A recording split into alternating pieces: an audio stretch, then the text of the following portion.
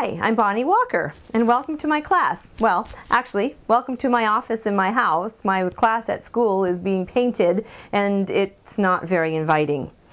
I'm looking forward to a fun-filled year, one that will be a learning experience for both of us. I've been teaching in multi-age environments and in various grades for over 15 years.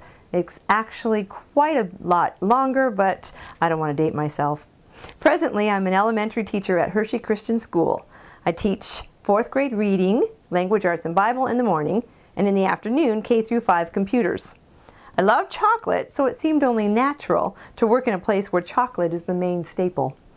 I have my Bachelor of Education degree and a Master of Science in Education in Literacy. I'm married and have 2 daughters. My husband is the Director of Development for Paxton Ministries.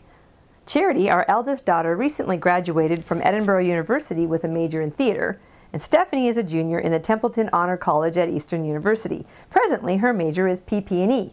That's philosophy, politics, and economics. She's also a music major. We also have 2 cats that rule the house. When I'm not teaching elementary reading or computer classes, creating courses for Fresno, reading your online discussions, your reflective journals, or grading your assignments, I like to read. I read many educational books and journals, but my favorite pastime is reading Christian historical romances. It's important to have that downtime to refresh and reload yourself for the upcoming events. I also love to collect country items like candles, country home embellishments, and Victorian deco.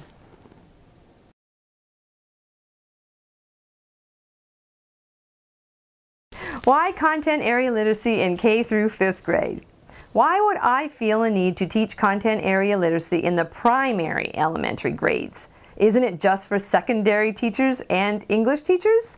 Have you heard the debate on whose responsibility is it to teach students literacy skills in the content areas anyhow?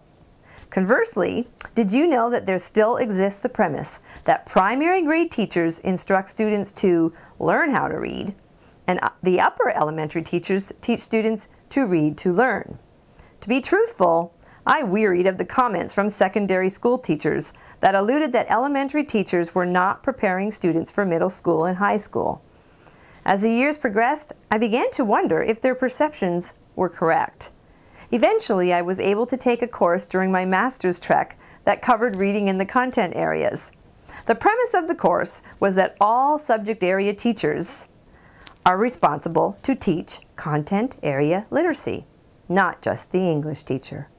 I enjoyed the course immensely, but unfortunately, the thrust of the course was geared for 6th through 12th grade teachers, leaving us elementary teachers still with little resources. Thus, I felt that this was something that needed to be taken care of.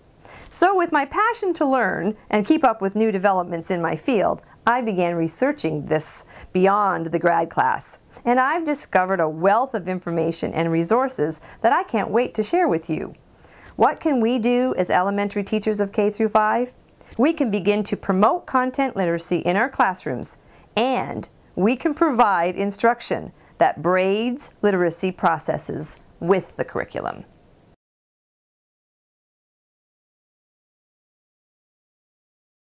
You might ask, how is my course set up? My course is set up in modules, much like my room. My room is set up in pods. There's pods of desks. There's each room, each pod has a purpose. There's the computer lab. The students can go over to the computer lab and they can do their research. They can type a letter that they're writing to their pen pal in another state. We do the Great Mail Race. Racing to see all 50 states would hopefully send us a letter.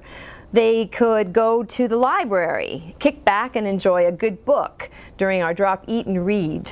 They can also go to the resource center. That's where they can sign out books. They can get a dictionary. They can get a thesaurus. They can get any manipulatives that they need for math. It's the hub of activity, that room. I want them to use their resources and to know how to work with them.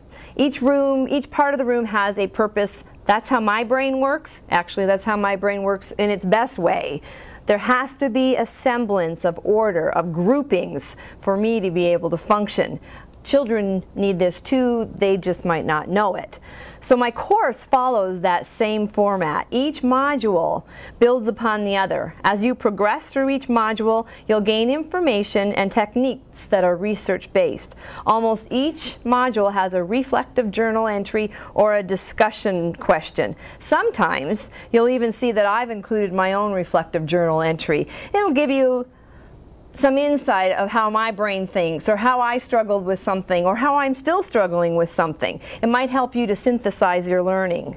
Some modules will require you to plan a lesson plan, or plan a form like a parent-teacher conference form. Again, I have a lesson plan or forms that are created by me that I even use to this day. Each one of these modules will build upon another until you come to the inquiry project. This is where you're going to showcase your gleaned knowledge, the pinnacle of your learning and the course knowledge assimilation, if you would. I've even included an entire inquiry project and PowerPoint presentation that I struggled through when I went through grad school. It's complete with my reflective entries, where you can really see my frustrations, my successes, and my victories of what I experienced, of all the research and the implementation that I did.